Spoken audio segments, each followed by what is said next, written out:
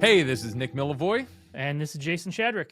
And this is the 100 Guitarists podcast, where every 2 weeks we are talking about one of the 100 guitar players we think you should know. Today we're talking about somebody that if you don't even have to play guitar, if you've thought about the guitar, if you don't even have to know what a guitar is. Nope. To know who Jimi Hendrix is. But we're still going to talk about him. You still gotta know about Hendrix. I remember, as we get into a little bit in the episode, my early days reading guitar magazines, that was one of the names that was mentioned the most, and I needed to go and do a deep dive early in my years. Yeah, man. And Jimi Hendrix is obviously the most covered guitar player, basically. But do you mean just like in discourse? In discourse, yeah. You know, he's always the most talked about guitar player of all time. Of all I would time, have to say, it has deservedly so, of course. Yes, but it feels like, what can we bring to this? Is there anything left to say? Well, we couldn't do a 100 guitarist list without doing an episode on Jimi Hendrix. So in order to cover Jimi Hendrix, we went to, I would say, the source for Jimi Hendrix's technique. Would you agree? I mean, definitely one of the all-time Hendrix scholars. Yeah. I mean, who we've both been reading for our entire guitar lives. Easily. And beyond. And beyond. I mean, yeah, Andy Aledort has been a part of my guitar education since I picked up the guitar. Yeah. And I don't know if he would like me saying that. Because he's probably like, just how old the are deal. You? But, you know, he's a Hendrix scholar. He's a Stevie Ray scholar. Mm-hmm. Wrote a great book with our buddy Alan Paul about Stevie Ray Vaughan. And he's also performed with both Band of Gypsys and Double Trouble. He's 1 degree away from Hendrix in a lot of musical situations. He is 1 degree away from Hendrix. Yes. He's also just on his own music. Just a phenomenal top level guitar player. I can't say enough great things about him. You saw him recently. I saw him recently. I saw him play with Alan. Man, his solos, every solo is like a new revelation.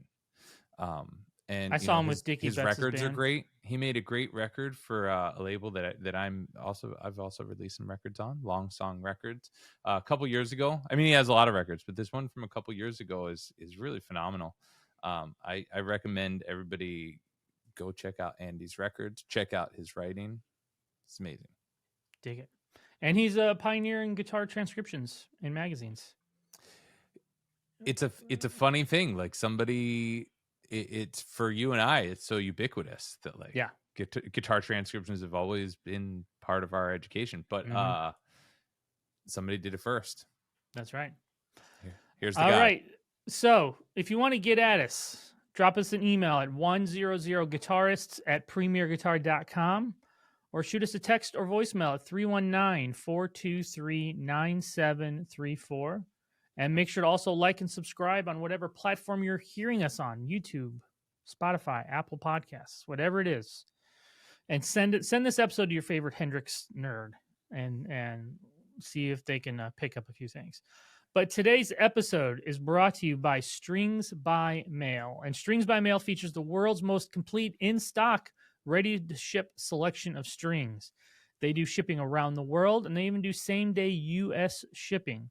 You can shop with the string experts with over 130 years of combined guitar experience and choose from over 6,000 string options from over 75 manufacturers. That's right. They also feature, in addition to strings, they feature instruments, sheet music, accessories, software. They have a total of over 16,000 product options. Strings by Mail is making the world a better place, one string at a time. So head on over to stringsbymail.com to start your order. All right, well, let's get right to it. Here is our talk with Andy Aledort about Jimi Hendrix. All right. So, Andy, thank you for being with us today. I saw you recently playing with Friends of the Brothers, the Allman Brothers tribute band that you play in with Alan Paul and J-Mo and all those guys. And, afterwards, it's like after seeing you just like totally just like destroy that material. And I loved it so much. In a bad way. Destroy it in a bad way. No, I only use That's the destroy goal. as a positive adjective. Oh, Um, um, when Jason and I were talking, we were like, we gotta get Andy on here. There are two people I want to hear you talk about. Stevie Ray Vaughan. Unfortunately, we already did that episode, or Jimi Hendrix, and I feel like, I said this to Jason earlier. As far as playing Jimi Hendrix material, I don't want to, go too big here. But as far as playing Jimi Hendrix material, I've never heard somebody get the Hendrix vibe, and I'm talking about the playing vocabulary, the feel, and the sound, to the level that you do in your videos. And it's like, well, thank you. we I need to really talk to you appreciate about that. this. No, I really appreciate that a lot. It's real simple for me, because Hendrix was the guy for me. Just in a nutshell. I was born in '56. I'm 69 years old, and my mom was a musician, a singer, piano player, and so uh, just so you know, like the big question for guitar players is, what was your first guitar and when did you get it? And in my case, my mother bought a guitar when she was pregnant with me a few months before I was born. It's too bad it's not in this room, and I still have it. So a 1955 Guild F20 acoustic, great guitar. What I just discovered was that Guild had only existed for a year in 1955. That they started in 1954. So it was like they were new too. So it was like Guild, and then the guitar, and then me. Like 54, 55, 56. And so there was this guitar there, and then my earliest memories, were hearing Tony Bennett, like everything. She liked everything. She had Tony Bennett records, but she had Chet Atkins records. She had Lead Belly records and Josh White records, and Bach and Mozart records and Segovia records. She really liked guitar. That's why she bought a guitar. So, it was just like being steeped in this. It was just there all the time. And then, like everybody my age, I saw the Beatles. I was 7 in February '64. And, it dawned on me that it's not just that everybody, when like millions of people had the same reaction. Not only did you want to play an instrument, you wanted to be in a band. It wasn't like I just want, like, look at that, I'd like to play guitar. It was like, I want to do what they do. I want to find a bunch of guys, dress alike, it's like a Firesign Theater line, and it's from a Firesign Theater record where he goes, I'm going to find a bunch of guys and dress alike, and we're going to follow each other around.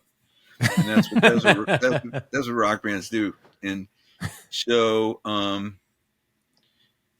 and then the first day of 7th grade in 1967, and I was 11, at 8 a.m., on the way to school, I stopped at my buddy's house, and he was like, you got to hear this record. And it was 8 o'clock in the morning, and it was Are You Experienced? And he was like, this is the greatest music that ever happened, and puts on Purple Haze. And, I felt at the grand old age of 11 that I kind of was up on what was going on, being a big Beatles fan and the Stones and Bob Dylan, and I really loved Bob Dylan. And he was like, isn't this the best thing you ever heard? And I was like, I don't know. Like, it sounds like the room is spinning. Like, I can't even wrap my head around this. But shortly thereafter, Electric Ladyland really was the one for me. And the song Gypsy Eyes in particular. I was 13, and it was just like, that's it. There was just nobody like him for me. So, first band, a few years later, all we played was Hendrix, or mostly like 30 Hendrix songs. So that's where it comes from, just it's my favorite thing, and trying to. So you've been working on it for a full set of Hendrix, and just digging deep for the whole time the music has existed, basically. Yeah, and it would, when I had the first band in '74, like you'd go to band practice and play some of these tunes and go, like, I don't think I'm doing that part right. And you go home, as you had to do in those days, you lift the needle like a million times over and over and over and be like, oh, wait, maybe it's that chord. It's not, there weren't transcriptions and stuff, these newfangled guitar magazines that started 40 years ago. So, but when the magazine started, I am talking to magazine people, it was cool that now in guitar magazines, there were going to be transcriptions of these songs. And I looked at it like, well, they better be good, like I hope they're accurate, because that's what I would want. Mm-hmm. Like if I was a kid, I always thought of it that way. If I knew I could go to the store and buy a transcription of Purple Haze and read it and it would be correct, it would have saved me a lot of work, Yeah. So speaking from a tone standpoint, what did you gravitate towards during that first band tone-wise to try and cop Jimmy's sound?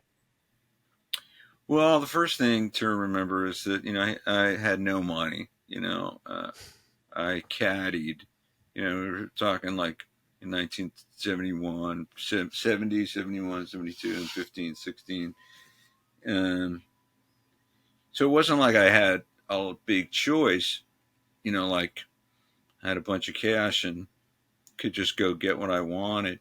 But I did luck out because I got this guitar. I don't know if people can see this or it's just. Oh, yeah. Oh, yeah. So, this is a 1961 Stratocaster that's pretty much all original. And the guy that owned it before me had already stripped it. So, but it's Dakota red in the cavity. Oh, wow. As you could see. So that's the color that it was. But it wasn't beat up at all. He hadn't really necessarily played it a lot. And I bought it for $275. And, that's the thing. It's sort of like when people ask, how do I get started or what do I do? Or, basically it's just like, well, get a good guitar, like just make sure you get a good guitar or play guitars until you find one that is a good guitar for you. And this guitar was that for me, like immediately. I had a guitar before this, I should say. I had a Univox, a 1968 black Univox Les Paul. It was not a good guitar. Although I have one now. There's a whole story behind that. But anyway, and this is an aside, but if you watch Magic Sam at the Ann Arbor Blues Festival, whatever year it was, playing Sam's Boogie, and it's the greatest thing I've ever seen. And he's playing Earl Hooker's guitar, and it's like flower power stickers on it. That's the exact same guitar. It's a 68 Univox Black Les Paul. Nice. So I had to sell that to have the money to buy this. And I couldn't afford a Marshall. Like that's what I wanted, of course. That's what Hendrix played, So I got a PV Musician head, which I've discovered since they're like impossible to find. Like people actually thought they were good, and they weren't around very long. The thing is great. Believe it or not, I got it back, my original one, because I sold it to somebody 45 years ago, and then, I don't know, 5 years ago, I got a hankering, and I said, "You don't have that amp anymore, do you?" And he was like, "Yeah." No way. You can have it if you want it. And I was like, "Really?" And I drove to his house and got it. So, but it sounded good, like it was a good sounding amp. And I had 412 bottom. So, Jason, like, I don't know, everybody says it's the oldest cliche is that the sound is in your hands. And Keith Richards say, it doesn't matter what guitar I play, people make a big deal about it. I sound the same. And you hand me anything through any amp, I'll end up, fiddling with it till it sounds like the way I sound.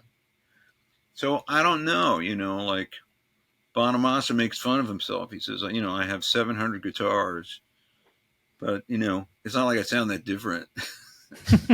Depending on what guitar I'm playing. I was in a, he's like, the sound comes from your hands. And so,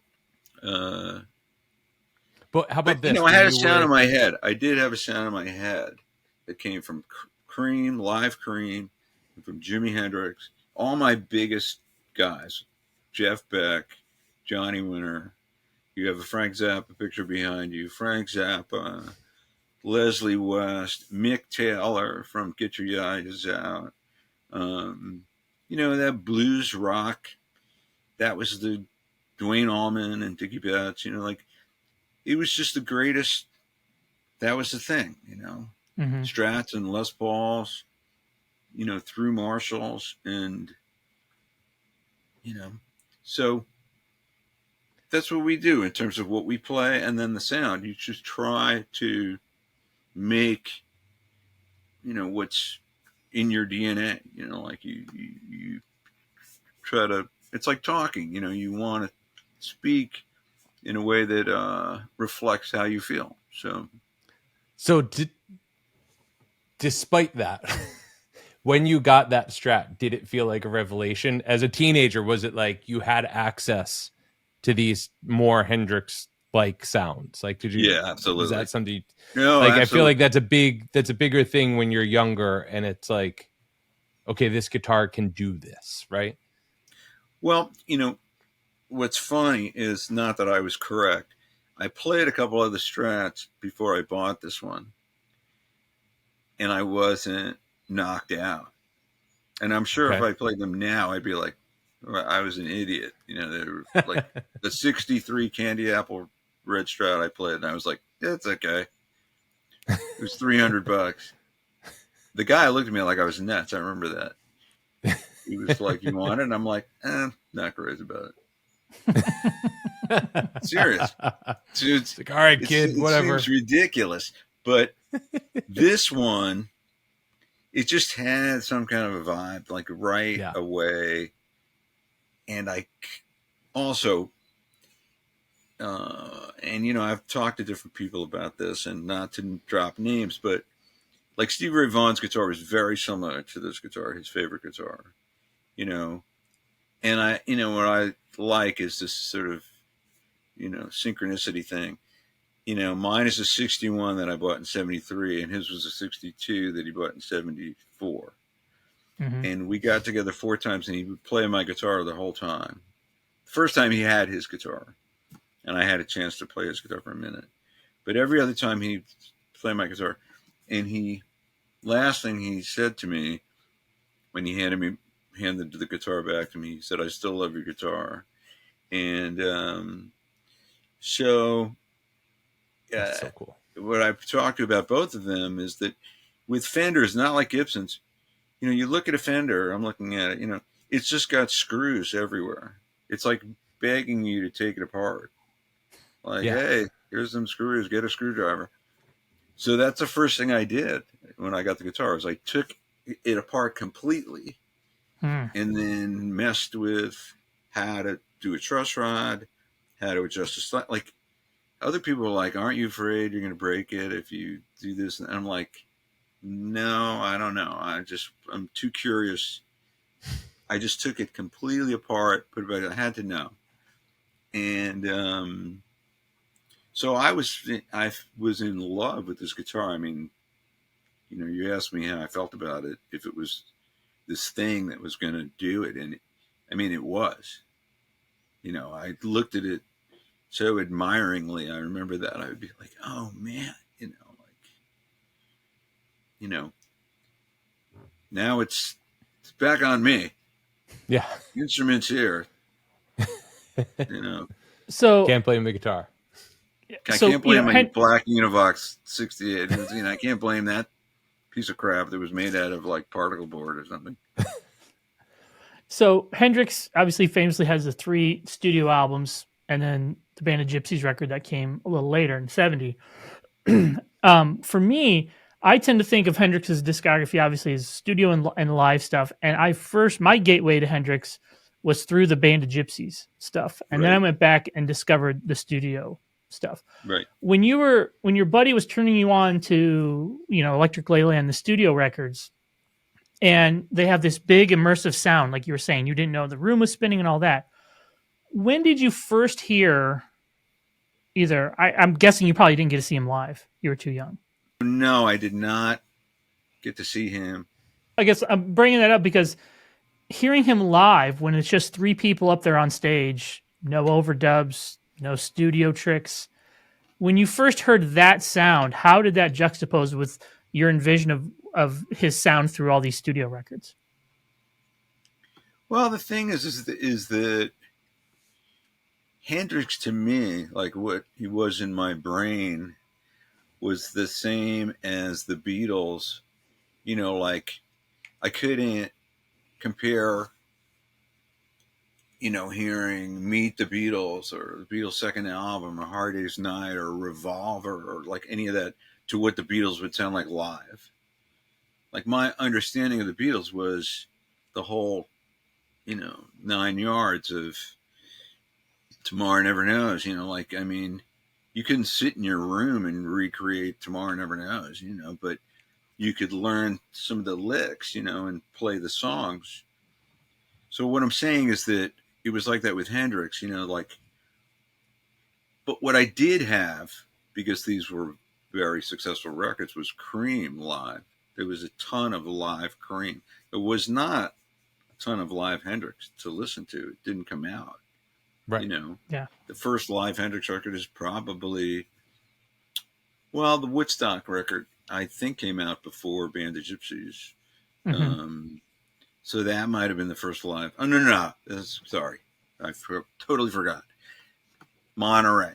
So I had that weird record that was called, whatever it was called, Two Great Experiences, something like that. Side 1 or 2. One of the sides was Jimi Hendrix, and the other side was Otis Redding. So I don't know if you guys ever heard of that record. It was a totally weird record, and so their pictures were on the cover. So I did hear Hendrix live on that record, and then I probably saw the Monterey movie, like went to see it in the movie theater. So I did have this little, very small, you get like a Rolling Stone and Wild Thing and Hey Joe, and like that might be it. I can't remember what's on the record. It was only 3 or 4 songs. So there was live Hendrix to be aware of, and like a Rolling Stone, it's insane how phenomenal it is. Jimmy's everything there is to love about Hendrix is there in that one performance. Excuse me for a minute while I play my guitar, and Louis, I'd like to bore you for 6 or 7 minutes. Hey, yeah, dig, everything's really groovy. No buttons to push. Didn't even rain. We'd like to bore you for 6 or 7 minutes with a song by Bob Dylan. That's his grandmother over there, which was his nickname for Noel Redding. He called Noel Redding Bob Dylan's grandmother. I didn't know that. Yeah, so that's what he means when he says that. That's his grandmother over there. So cool. And it's just from the start, you had mentioned like maybe for me to play. I could just do it for a second. If you can, hold on. Tell me if you can hear this. If you can hear it, okay. Can you hear that all right? Yep. Mm-hmm. He goes.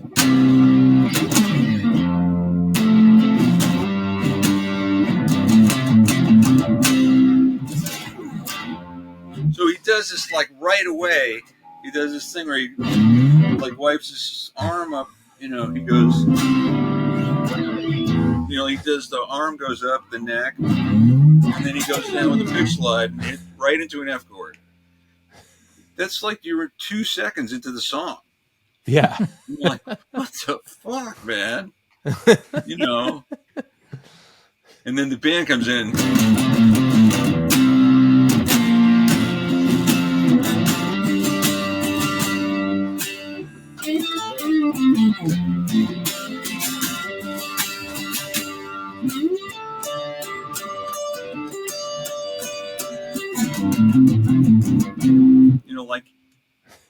it just kills you, right? Like from the first second, you're like, what the hell, man? Like, wow, this is so intense. So anyway, I did hear that, but it was not anything like Band of Gypsys.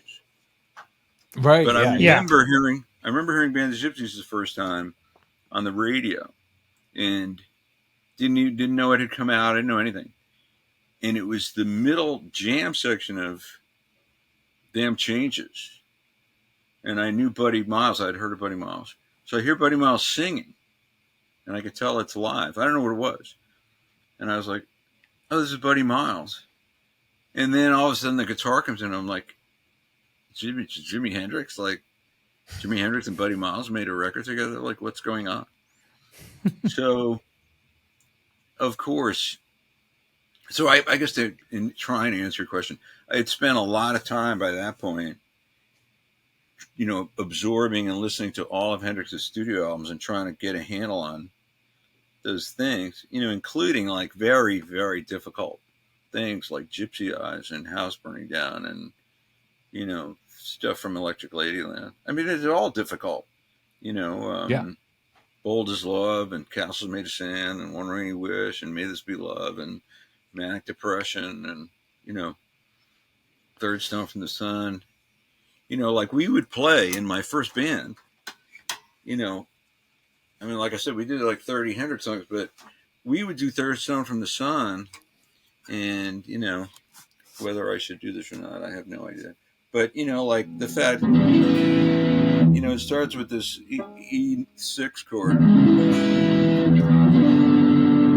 And I had to figure that out. I was like, what is that? Yeah. And for you guitar players out there, years later, I realized that the angel chord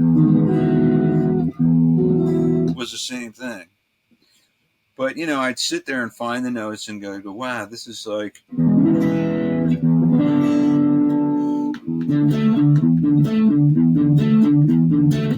like you see people play Third Stone from the Sun, nobody plays that part. And then,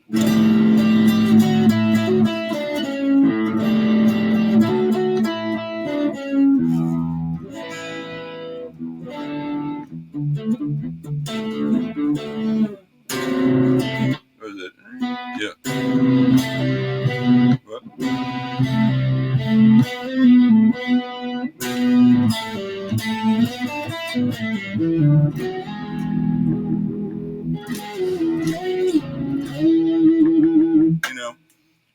So we were very, very committed to it. I'll show you another one that was a bitch to figure out was.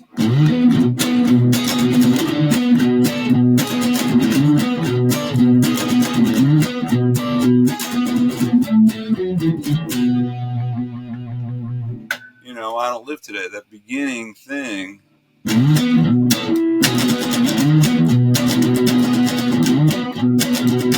I was like, what are you doing? Nobody plays guitar that way. Like, what is happening? And so that, a lot of homework, like if you wanted to play Hendrix, you had your work cut out for you. That homework is interesting to me because I think I didn't check this with Jason, but I think it's safe to say I think there's a good chance that both of us have learned some Hendrix songs early in our guitar playing lives from transcriptions that probably you did. We were lucky enough to have that. Is that fair, Jason? Oh yeah, I was 13, 14 years old probably when I first saw transcription of a Hendrix tune and Guitar World and saw your name on it, and probably not long after that were like the DVDs, that came out, the Hendrix DVDs and stuff. So we had that to go by, and you, of course, did not. So no, and really, I mean, to me, it's like, people would ask me. Of course, it's been discussed a billion times about transcriptions and transcribing, and I'd say it's an imperfect art. There's no way to know. I could tell like how much fun it is to get together with somebody like John Frusciante from the Chili Peppers, who's a Hendrix, like any Hendrix freak. Mm-hmm. There's a few of them. So Frusciante It's funny. I had the same conversation, or I should say, I had a conversation about the same song with Frusciante that I had with Eric Johnson, and it was about house burning down, and the way the song, when the, other than the intro, when it gets into like the main part of the tune, like the chorus lick,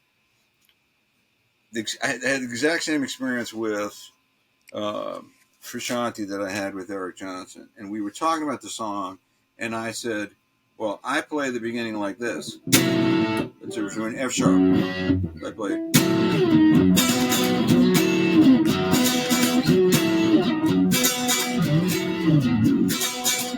And they were both like, what the fuck is that second chord you're playing? Uh-huh. Oh, yeah. You know.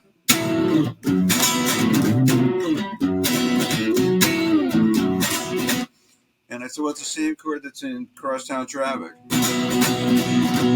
Oh, right, yeah. What's the next lick? I can't remember.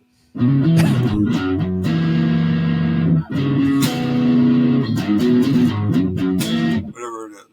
You know, but that thing of, you know, so this is what you had to do when you're listening to Hendrix. You have to just sort of forget how normal guitar players play chords and just listen for sounds and notes. And Yeah. like, I'll tell you one other thing, and you know, and this was very eye-opening for me. When I was in the studio with Billy Cox and Buddy Miles, we made a record called Band of Gypsys Returns, and Eddie Kramer was the engineer. And then he came in one day with these BASF boxes, these quarter-inch mixdowns from our Experienced. Mm-hmm. It was just like, what? You know, like, what is that? You know, like, he's like, oh, these are the, you know, quarter-inch mixdowns. And he'd put a tape on, and it would be them playing Fire live. It was just the four tracks crazy. Bounced down to stereo. So it's just drums in stereo, guitar and bass. And that's the first thing on the tape. Then the next thing on the tape is all of that got bounced to one side. And then Jimmy added another guitar. And then the next one is, then that was on one side, and then he added something else. And so I never would have known that there's like 5 rhythm guitars on Fire. No. But you can't tell when you listen, like your brain, you'll never be able to decipher that and hear it. And then all the vocals and everything else, you know. So what ends up happening as a guitar player and as a listener is you come up with this amalgamation of a thing, like what to play. And then luckily enough, you know, live versions came out later, and then you could hear how Hendrix himself would do things live to try to cover the bases. Like that's was the other thing that's so great. How he condensed the material. Yeah, is that when Hendrix played live, he would do so much stuff. He'd fill in so much space in his incredible playing. You know, like he could make it sound like 3 guitars, you know, live, like it's one guy. And he was also really, really good at singing while playing complicated guitar parts. So, when did you start to become a professional transcriber? Professional, like the first. Like, when did somebody start paying you to? Yeah. When did somebody start paying you to transcribe songs? What year are we talking? Okay, so in 1980, it was either end of 83, beginning of 84. Through a friend of mine, I heard about there was this new magazine that had just started called Guitar for the Practicing Musician, and the guy that was in charge of the transcription, this guy named Dan Fox, was like my friend's sister's neighbor. And he said, oh, we started this magazine. We need transcribers for guitar music, you know, primarily rock. And she said, oh, my brother's a rock guitar player, my friend, Peter Sackle. But they were paying like $7 $7.50 a page, $7.50. And he was like, I'm not interested, like it doesn't pay enough, But I had been writing stuff down for myself and students for years at that point. And almost from the beginning of playing, I started, playing guitar in 67, but by 71, when I was 15, I was already teaching people like what I knew, because I just thought it was fun, And in terms of writing, I had learned from my first teacher from when I was 11, an incredible jazz guitar player named Joe Monk. It was like the 1 degree of separation between 4 or 5 generations of guitar players on Long Island. He's since passed away, of course. But Joe Monk played like Joe passed. It was, forget it. Like, you can go to joemonk.com and listen to him live. It's insane. Like, he was amazing. Incredible guy. Very influential on me. I didn't realize later. He was such a great teacher and such a great person. Warm, funny. That I learned a lot about teaching from having him as a teacher. I didn't even realize that until I got more into teaching. But my point is that I had learned about how to write music, standard notation. And so then this magazine started. I thought, well, maybe, I could sell them stuff I've already done. I've written out Hendrix solos and other stuff, And then I went up there to meet with them, with Cherry Lane Music. And, before that, I sent a example of my transcribing to this guy, Dan Fox. It was like the Red House solo or something, Studio Red House. And he called me and he said, well, it's the best transcription I ever saw, and you're a rock guitar player. He was a piano player, and he's an older guy. He's like, I don't know anything about guitar or rock guitar. You should be the music editor of this magazine, and you should be in charge of the transcriptions. He said, but I can't hire you. I'm a freelancer too. So I went and had a meeting, and they were like, yeah, we want you to be the music editor, like out of the gate. But they said, but before you start as music editor, guitar with practicing musician, which began March of 85, we just signed an artist to a publishing deal, and we'd like you to work with him on his music. Have you ever heard of Pat Metheny? And I said, yeah. And I said, well, we want you to do a book with him. And I was like, that'd be swell. And so I think in 84, I flew up to Boston, and Pat picked me up in his van.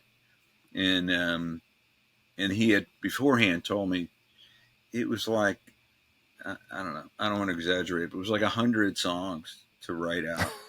I mean, it was nuts. Like, I brought these transcriptions, and not to go off on a side, but if anybody knows Pat Metheny and some of the stuff even on the first record on Bright Side's Life, he's playing a 12-string tuned in fifths, like syrup horn and stuff like that. I had to sit there and figure that out on a 6-string.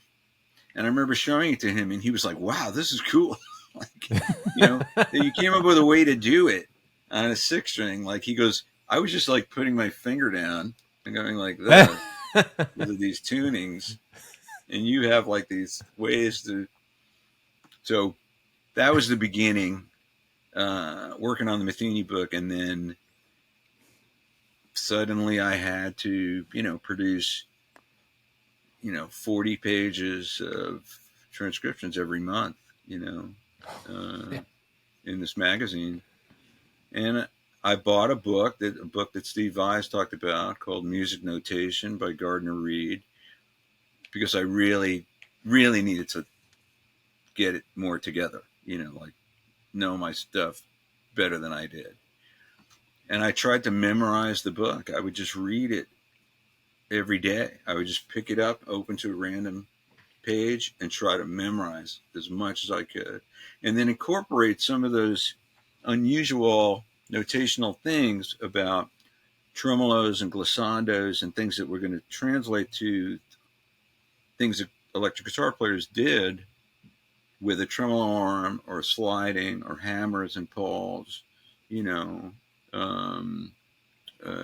that were in violin music or even in lute music, in this book, you see lute music from the 12th or 13th century is written in tablature, you know. Mhm. So I thought this was all fascinating, and useful too. There's some precedent for some of these things, Yeah. So So the reason I asked that, Andy, was because you kind of went through this first wave in your early teen years of discovering Hendrix and learning the tunes and playing in that first band. And when you became, let's say, a more educated musician, got into transcribing as a profession, were there things even then that you discovered about Hendrix's music playing wise that being well versed in theory and notation and transcribing that kind of was more of a revelation in your later years? I would say only in the sense of being forced to write down or try to attempt to put down on a piece of paper, everything you heard. I had to listen with even, a more powerful microscope, if you will. Yeah. And so I started to hear things, that I didn't hear. Still to this day, what's so fascinating is I'll hear something and go, oh, like I never heard it that way before. Hendrix is so interesting and so unusual. Like he had this somehow like this ability. He could play what you would be a mistake for anybody else. And when he does it, it sounds amazing. Like the note is incredible. Like in the Foxy Lady solo, he plays like this wrong note in the beginning, the beginning of the solo. But if you want it to sound like the record, you have to play like, just do it like him. So I did start to discover things. But the most fascinating thing, really, was being tasked with writing his backwards solos down. Like Man. on Are You Experienced? Or Yeah. there's a lot of them. This backward stuff on You Got Me Floating, or Castles Made of Sand, and Drifting. And so what I did was I had a 4-track Tascam cassette, and if you had, tracks 1 and 2, like side A of a tape is the record, and then you flip the tape over and listen to tracks 3 and 4, you're hearing it backwards. You're hearing the album backwards. So I could hear what Jimmy really played. Yeah. Like the whole track was backwards, except his backward solo was now forwards.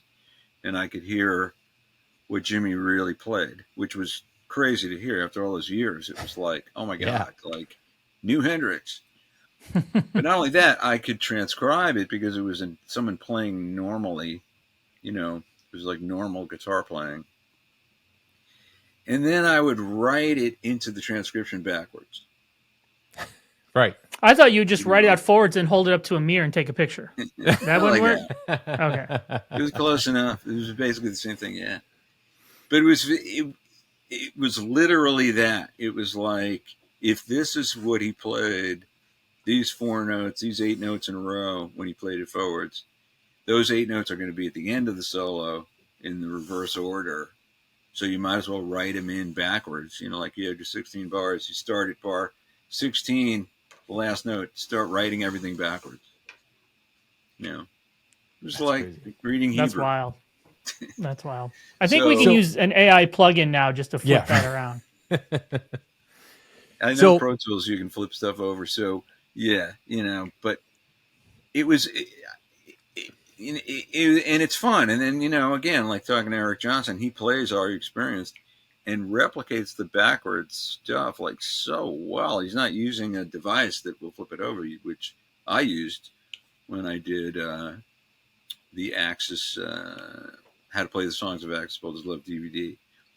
But I had never done it before I did the DVD. So it's funny, on the DVD, I played the Castle solo the way he really played it. And I captured in this Roland thing, and then you stop and push a button, and it spits it back out backwards. So on the video, it was my first experience of hearing, the forwards playing flipped over the way it is on the record. Mm. Yeah. And so I play it, and then I hit the button, and then I hit it again, and you hear it come back, and the look on my face, I go, sounds just like the record.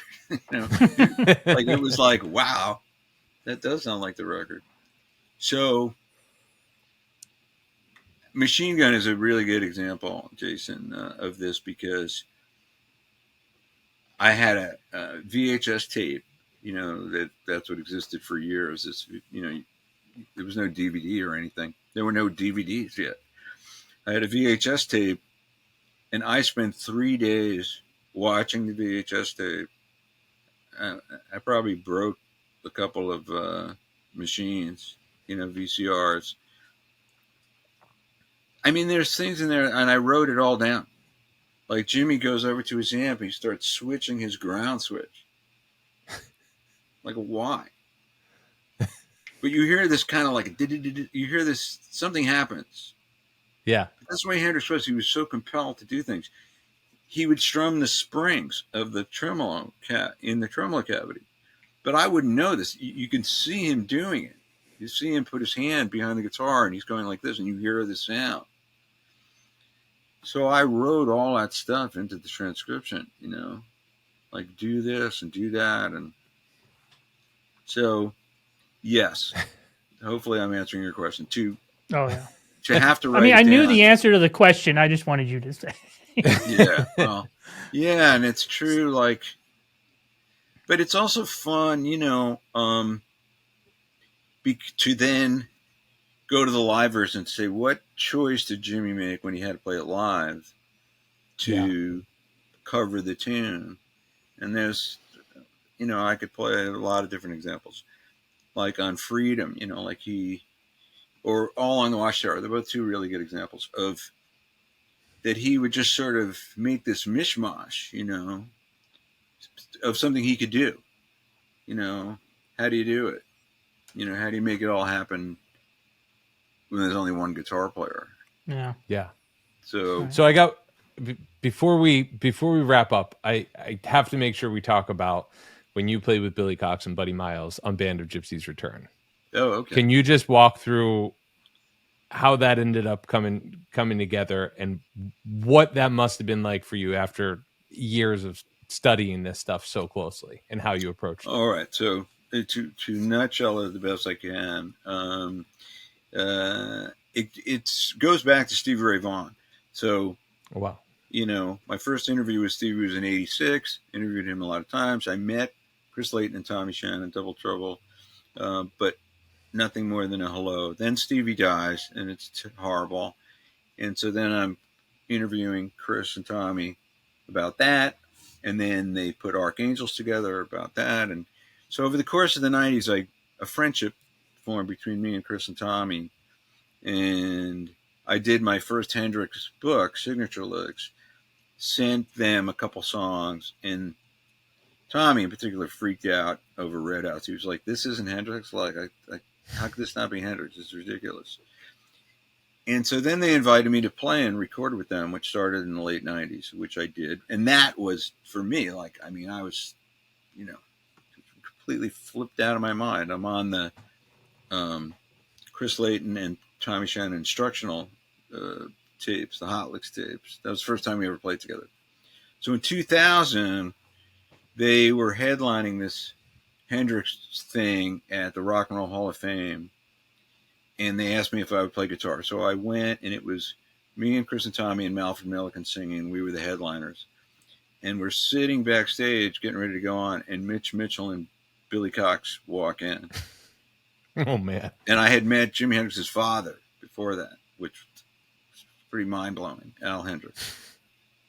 So Billy walks in, and he looks at me, and he goes, "Well, I heard about you." And then he takes Tommy's bass. We had been sitting and playing. So me and Billy jammed for like an hour and a half. That was my first, exposure to them in 2000, which is a number of years, 5 years before we did Band of Gypsys Return, something like that, 5 or 6 years. And what ended up happening at that gig was we played 4 songs, and I turned around. I was supposed to introduce someone to come up, and then I kind of heard a commotion. And I turned around, and Mitch Mitchell is on the drums, and Billy Cox is taking Tommy Shen's bass and putting on. And Billy walks over and he goes, "Let's play Voodoo Child." So now I'm on stage playing Voodoo Child with Mitch Mitchell and Billy Cox. And I got to say that Mitch Mitchell, to me, I mean, Billy Cox is incredible, and it was great to play with him and get to know him.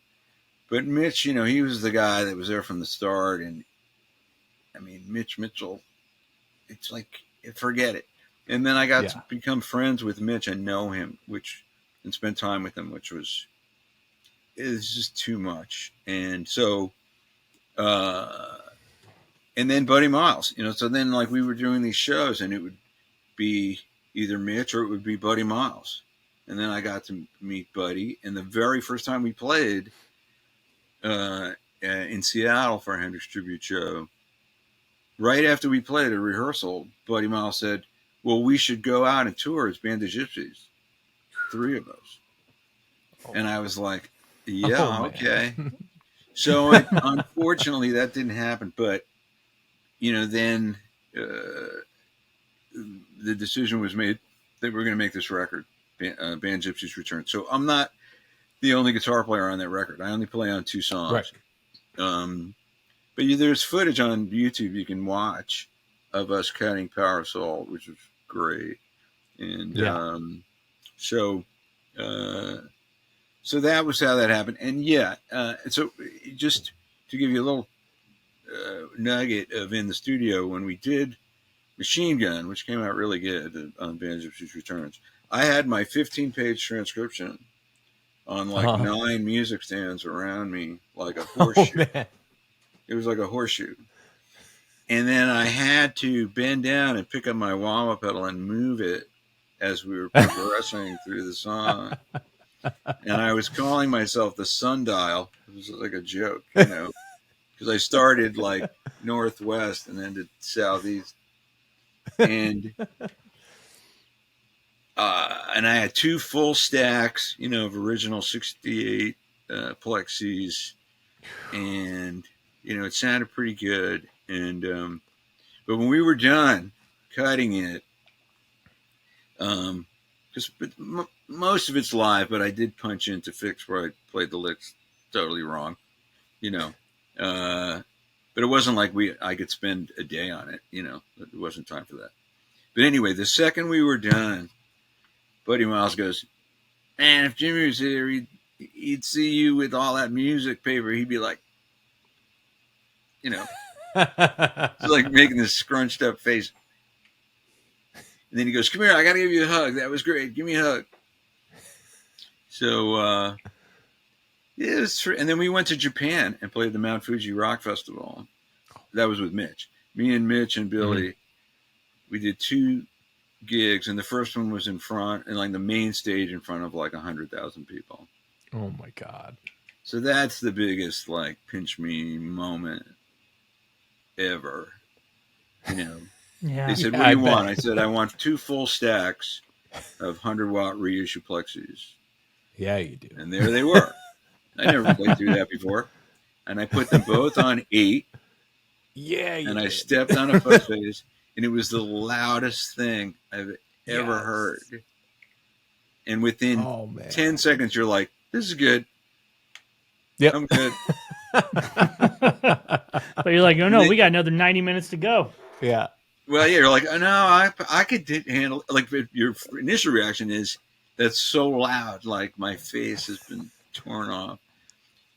But then it dawned on me, like, this is how Jimmy played every night. Like that's the sound that crazy. That is the sound. So people say, "How do you get a Hendrix sound?" You know, and so you're not going to have that opportunity. You know, I mean, some people will, but at the local bar up the street, no. You know, so we need to use pedals and play through little amps, and you do what you can to get the sound, and you try to get it from your hands. You know, like even not plugged in. You know, if you can make something happen, this is whatever good piece of advice. If you can make something happen on a guitar that isn't plugged in, Dickie Betts would talk about this. You're like 80 yards down the field already before you even plug in.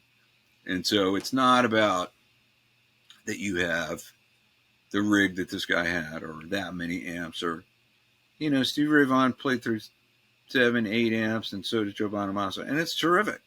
Like, you know, I could tell you seeing Stevie in 84, he had the whole wall of amps already. It was so, I never heard anything so loud in my life. It was insane. Like the best tone I ever heard. But that's not what's going to happen for most guitar players. You're going to have to get through life without that. So you find ways to, you know, to do it. All right, Andy. Well, thank you so much for your time. We really appreciate it. Thank you so much for all fun, fellas. The years of transcriptions and stuff you've educated us over the years. So thank you for all that. And I've gone nuts on my YouTube channel in the last couple of months. Yes. So there's so much stuff up there now. I would say to people, go on up People there. should definitely check out. Go check that out. There's a lot of Hendrix, or if people are interested in things, they should drop me a line. It's, you know, it's fun to do. What's your website? My website's andyaledort.com. Do people still go to websites though? I'm not sure that they do. They might. If you do, I have a lot of stuff on my website. And that's where they can find you and find your contact. Yes, you can contact me, drop me a line through that. But I mean, I'm on all social, so you could drop me a line through Twitter or Facebook or Instagram. You know, I communicate with people every day through that. The YouTube channel has actually turned into something extremely cool because I just posted a new one today. I post something every day, and I get like loads of emails every day from people. Mm-hmm. And some of them are, well, could you do this? Could you do that? Guy asked me to do the Love in Vain Rolling Stones version from Live at Leeds, 1971, that was included on the Sticky Fingers Deluxe. I mean, I had never heard that before yesterday. And it's That's phenomenal. so cool. Mick Taylor was hugely influential for me as a kid. You know, I love Mick Taylor. Get your eyes out. So anyhow, it's really easy to get in touch with me through YouTube or any of these, or the website too. Awesome. Take it. All right, Andy. Thanks again, buddy. We'll talk to you soon. Thank you so much. You guys are the best. See you, Andy. All right, so that was our conversation with Andy Aledort about Jimi Hendrix. You know, like I said at the top, there's Jimi Hendrix, most talked about guitar player of all time. But hopefully, you know, if anybody's going to help add something to the guitar discussion there, Andy was our guy. What's been your closest brush with Hendrix? On a personal level? Or gear-wise? Like, for me, it was gear-wise. You put all right. I'm not gonna. Let me go first because I'm not going to be able to follow you. Did I talk about this? No, I don't know. Okay. I actually closest brush. I was going to say hanging out with Andy was my closest brush, but actually I've held the wah pedal that Jimi Hendrix played at Woodstock. That's pretty cool. Years ago, our mutual friend Andy Ellis and I went to Vince Gill's house to shoot a rig rundown with him and Paul Franklin on their Bakersfield record. So Andy was setting up the camera. We filmed the interview. All went great. We're in Vince's studio. There's amazing guitars everywhere you look. Every inch of the place is covered in guitars. And he has these long drawers that when you pull them out flat, there's 2 guitars in each drawer, right? So we're getting ready to walk out, and Vince's like, oh, guys, there's one more thing I want to show you. And he pulls out this beat-up Sunburst 60s Strat, right? Oh, boy. And he hands it to me, and he's like, oh, what do you think? I was like, oh, it's a nice guitar. And I'm thinking, like, what's the big deal, but, like, he goes, oh, yeah, that was Hendrix's guitar when he was in the Army in Nashville. Oh, and I was like, and I just like froze, and I literally stared at Andy, and Andy's eyes got this big. I was like, my gosh, you know. And so I played a little bit, and I got like my picture with the guitar. Then I handed it to Andy, and he played a little bit. And we're playing like in front of Vince Gill and Paul Franklin, right? And we're like, wow, that's incredible. And so he told us a little bit of the story behind it. He doesn't have that guitar anymore, Okay. He sold it to another He liquidated. local Nashville musician. But that's probably and when you speak about the wah pedal, I remember growing up, there was a small little music museum in my town in Davenport, Iowa, and they had a wah pedal that Jimmy used. Oh man! When he played, he only played one gig in Iowa at the Call Ballroom, and there was a recording. It was like the wah that he like. He probably borrowed for that one gig or something. You know, man! It looked cool. So, all right, buddy. Well, we did it. We added even more to the Hendrix discussion. That's right. Here we go. So, if you want to add more to our discussion, please do hit us up. 100guitarists at premierguitar.com. And you can leave us a voicemail or send us a text at 319-423-9734. Thanks again to Strings by Mail for sponsoring today's episode. Head on over to stringsbymail.com and look at their over 16,000 product options. If they have over 6,000 string options, I can't imagine any kind of string instrument known to man. They probably have a string or 2 or 6 for you. So head on over to Strings by Mail and check them out. And we'll see you all next time. We'll see you next time.